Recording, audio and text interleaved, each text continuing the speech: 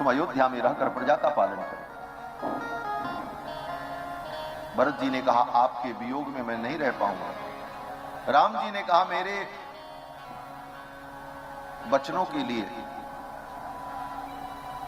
और मेरे संकल्प को देखते हुए भरत तुम्हें अयोध्या जाना चाहिए। भरत जी उत्तर न दे सके। बोले प्रभु की ये रुचि है तो ठीक है, हम अपनी रुचि को त्याग देंगे, प्रभु की रुचि मेरे लिए सम्मान नहीं है। भरत जी ने कहा चला तो मैं जाऊंगा, लेकिन आपके चरणों को छोड़कर जाने की इच्छा नहीं होगी।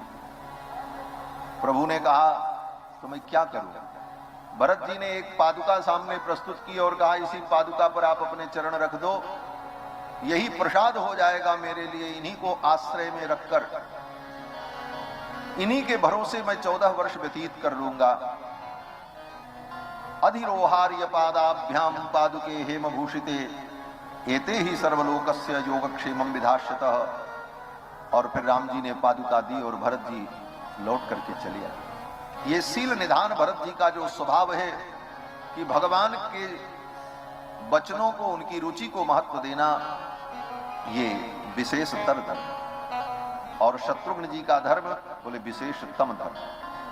सामान्य धर्म का पालन करते हुए, विशेष धर्म भगवान के चरणों की भक्ति करते हुए, विशेषतर धर्म भगवान की रुचि का महत्व समझते हुए, भगवान के भक्तों की आज्ञा को सर्वोपरि समझना, भगवान के भक्तों के सुख के लिए अपने जीवन का उत्सर्ग कर देना, ये विशेषतम धर्म है। और ये धर्म शत्रुघ्न जी का धर्म। भरत जी ने कहा मेरे साथ चलो।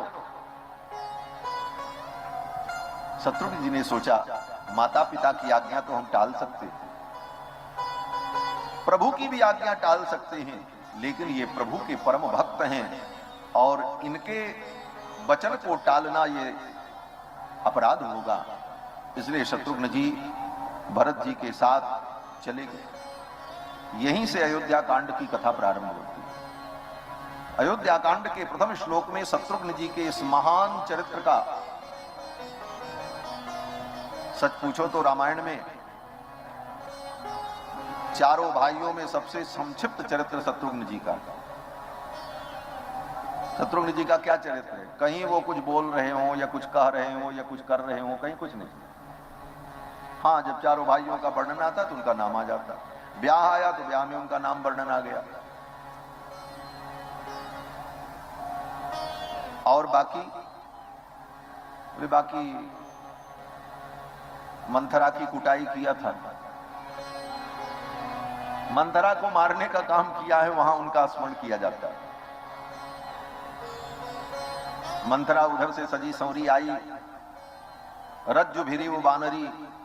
महर्षि वाल्मीकि कहते हैं जैसे किसी बदरिया को झबला पहना दो, फराक पहना दो, गले में माला पहना दो, आंखों में काजल लगा दो और उस बदरिया के मूड पर एक टोपी लगा दो और पांव में पावजेब पहना दो, बदरिया को रस्सी से बांधे रहो और वो आए ठुमकती हुई।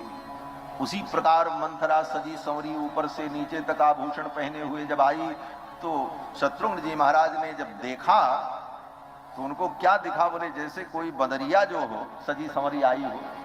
महर्षि वाल्मीकि कहते हैं रज्जु भिरी वो बानरी, जैसे किसी बंदरी को सजा दिया गया हो, रस्सी से बांधा हो। फिर तो शत्रुघ्न जी को क्रोध आया और एक लात मारा, उसके कुबड़ पे मारा। ये चरित्र तो शत्रुघ्न जी का आता। लेकिन इसके अलावा शत्रुघ्न जी का चरित्र